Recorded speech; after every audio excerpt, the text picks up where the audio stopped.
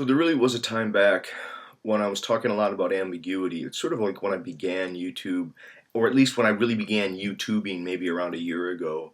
And at the time, I was trying to suggest that the more you move to the really big issues, the sort of issues that agonize us, it seems as if there's fundamental ambiguities of what should one do, what ought one do. And it's not that morally it's all ambiguous. I'm not trying to propose a sort of theory of moral ambiguity.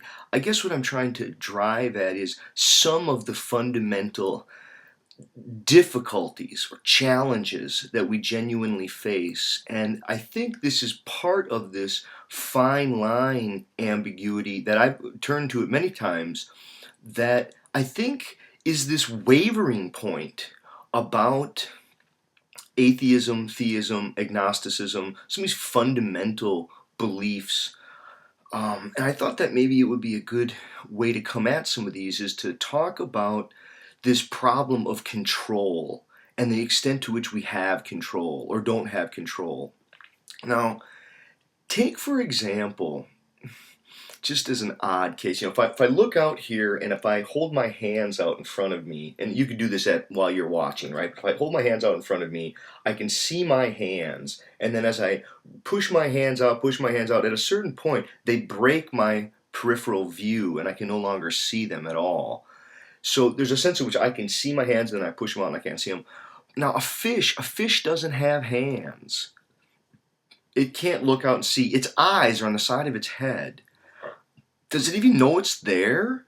I mean, can't it just react to the world around it without positing itself in addition to it? See, I think it can. I think that may explain some of the behavior that you see when fish swim in schools. And it's not that they don't have any kind of self-awareness, but their kind of self-awareness is one that is sort of wholly or continuously outwardly driven. It's oriented toward the world, and it manifests the world in a particular set of relations and is a thorough subjectivity in that sense. I mean, there's a unique world coming into being because of the body of every organism.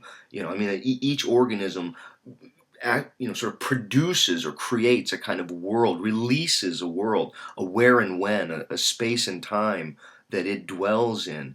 But it doesn't have to posit itself in addition to that. I mean, when you take someone like Suzanne Langer, who talks about the babbling period in children, and she says, look, there's not an instinct to language, but there is an instinct to babbling. And what happens is the child at a certain period starts to babble, and if no parent or adult is around there to respond to the babbling period comes and goes, and the child hears the sounds but never identifies itself as the source of the sounds. It isn't able to gain conscious control over the sounds because it hasn't recognized itself as there in addition to it. Now, I'm bringing this up because I think part of this has to do with some of the problems of pain and pleasure, and then we'll see if we can get to the religious issues, these sort of, I guess, larger questions of religion. Now, I think the pleasure-pain thing is sort of an interesting one to come at. That, one time I was in the woods, and this was many, many years ago. I was sort of a young person, teenager with some other guys, and we were out walking, and it was Wisconsin. It was very, very cold. It was a very cold day, and the wind was just blowing really hard, and it was, like it was freezing. We were freezing, and as we were walking, all you could focus on was how bad the cold was just freezing our faces off. And then a pheasant came in and sort of flew in front of us and landed and was doing its little pheasant weird dance, and we were going, wow, this weird pheasant do its little dance. And then it flew off and boop, boop, boop, boop, it makes this little sound, and it flew into the woods. And just as it hit the woods, it's like at that instant, whew, suddenly the realization of the cold and the wind on our faces, it happened again. And the question of where was the cold when the pheasant was there doing the dance? Now, I'm not saying that the cold wasn't there, but without awareness of it, it seems like it really wasn't there. Now, that is part of this problem of positing oneself in addition to the experience. See, I think what happens is there's an experiential field that's always there, but then what happens is it's as if we try to posit ourselves as continuously and always there, and I'm not sure if that is the case. Now take pain and suffering. Okay, a lot of people, I've probably talked about this in some of my videos, but I've had a lot of leg pain. It's part of the reason I read so much, when I was young. I've had a lot of leg pain. I've had a sciatica, I had blown sciatica as a teenager, when I was about 19. And for many years, I lived with lots of leg pain. And then I had a lumbar laminectomy when I was like 30. And at any rate, pain is a pretty interesting thing. Anybody who knows nerve pain can be pretty intense. But what's interesting is that the more that you can imagine yourself as being outside of the pain, the worse the pain is. Now, I'm not denying that there's pain. Like take an animal, take a fish, or take a wasp. Let's start with the wasp. A wasp, when you try to squish the wasp or attack the wasp, it will react and give lots of reaction against it, and it could look like it's writhing in pain. I don't know that the insect is feeling pain. It's reacting to what's around it, and there's been lots of survival value to flee and to try to avoid. And when we say it's avoiding it, again, I'm not sure that it has to posit itself in addition to what's going on around it. It certainly doesn't have a limbic system. It doesn't have the kinds of physiological apparatus that we associate with those kinds of emotions. But at any rate, we can certainly see the outward display of a concern in the insect. Now, if you move to a fish again will have lots of reaction against invasion, and if you try to rough it up or bring it acts as if it is suffering and having pain. I'm not denying that it does. Okay, let's push the envelope. Animals, we have the dog. And again, dogs are tough cases. I think they do have nascent senses of self. They start to recognize themselves, at least certainly some breeds of dogs, higher mammals. As you move up the phylogenetic scale, it gets more and more advanced. But there does seem to be, just in general, okay, and this is the point of the pheasant example, right? Even in mammals, all the way we go up, there seems to be a kind of potency and a practice by which one learns to get rid of the self. You let the self go, or you don't imagine a self who's there in addition to the world that's being disclosed by way of your body. You simply let the absolute happening of the cosmos go on, and in that way the suffering is transformed. So if just in the pain example, if you have immense pain but you imagine that the world itself is suffering and that there's nothing you can do about the suffering, and you can't even imagine that there's a you in addition to the suffering, it radically transforms the suffering. But the more that I think that there is the suffering in my leg, and then there's a me who has the leg, and then I want to get first my leg out of pain and myself out of pain, all of these kinds of divisions, they change and alter, and they give radical, alterations to the experience of the suffering and the pain. So I think some of the arguments that I've heard on YouTube about, do animals have pain and do they suffer? Yes, animals suffer. I don't think we want to deny it. But I think we don't want to underestimate some of the ways in which humans can potentially open themselves to some of those kinds of capacities that that some lower animals have. If you look at Buddhist techniques, now I've heard Gary at more than one occasion sort of speak against Buddhist techniques and suggest that no, we need medical advances to help people fix what's broken here, and that nature didn't do a good enough job, and what we need is people to get in there, and with technological remediation we're going to sort of take it more into our own hands. And this is where I really want to cut at. This is where I think the ambiguity lies, and I think this is where the heart of a lot of the theist and atheist debate is coming in. I think the real question that people have to start raising and thinking about is, to what extent will people be best served by imagining that they are of their own control.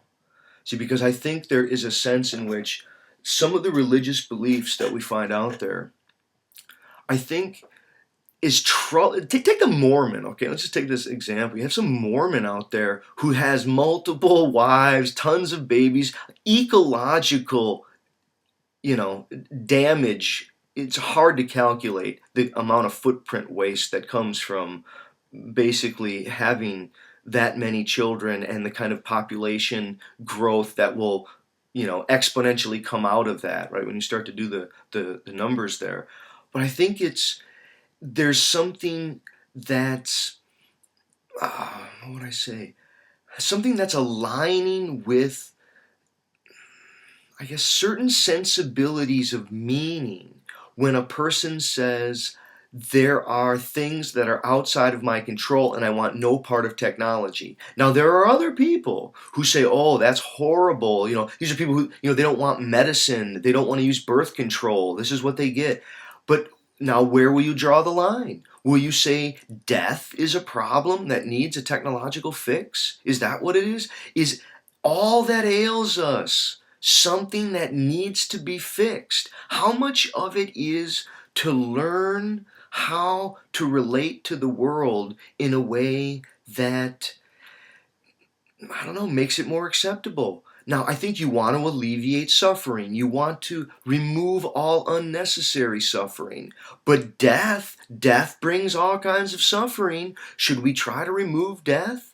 Is death something that we want to get rid of? How about if we could, with nanobots and a little injection, we could make people live to be 100 or more in real good, healthy conditions?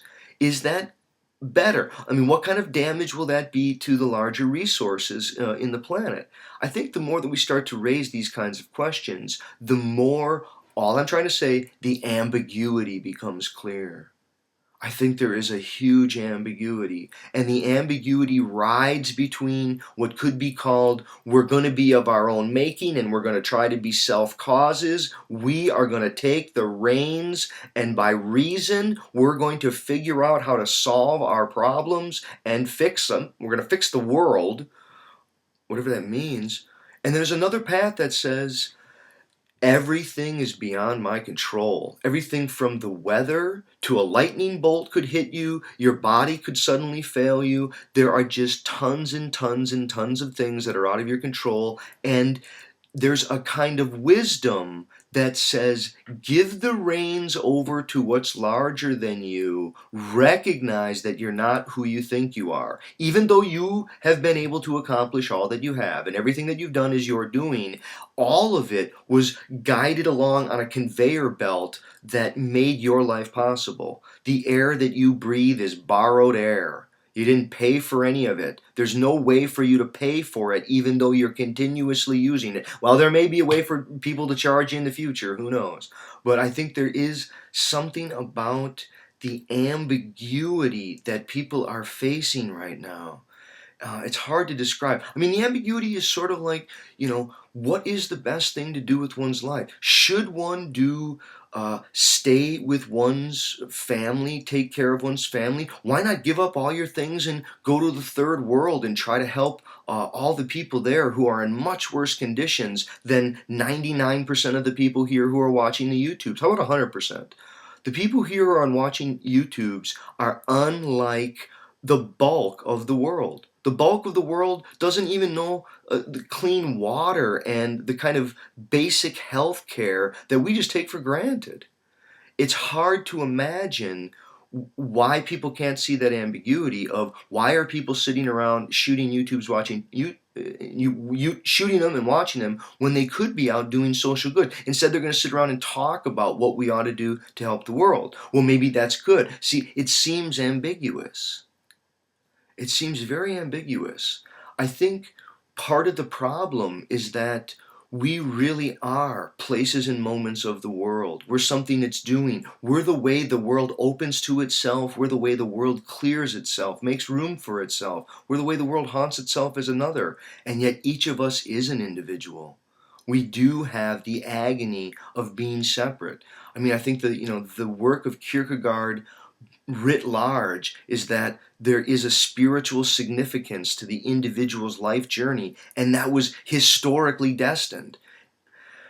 I don't know how and I don't know why. It seems to be the alphabet and various communication technologies, but the individual, the modern individual, has been released out of first organismal installment and then tribal collectivist life, and now through some sort of conscious self-legislation, through choice, people are going to try to figure out what to do with their lives. I think we need to balance or address a very deep and complicated ambiguity. The ambiguity of being literally of the earth. We're not simply on it, we are of it. And that is through and through who we are. Your body couldn't exist without the sun. And the sun is part of you, even though we think of ourselves as separate. The world that you can see right now is a world whose perspective has been released by your very body. Your body is producing the spatiality, the geometric relations between the items that are disclosed in the field that you can see. And yet there is a you there that you can struggle with, that you can posit as an addition to the experiences that you have. The pains that you have in the world are much different than the howl of an animal. In some way, your pain is a pain that's an agonizing pain because you can imagine a you who's an addition to it that you're trying to get out of it. I think there is a kind of religious or spiritual significance, and it's not organized religion, but it's a feeling of connection to the cosmos that we can, during moments of difficulty, challenge, and suffering, ride that wavering line toward I'm some place and moment of it, and it's by a dissolve. But there are other moments when we need to face other challenges where we're demanded initiative and owning the responsibility, right? The actual answerability that comes because of our uniqueness, our once occurrence, the fact that we're not interchangeable with anyone else. It's the ambiguity of these two things that I think really is something that I'm struggling with, and I would like to hear what more people think about. Okay, thanks.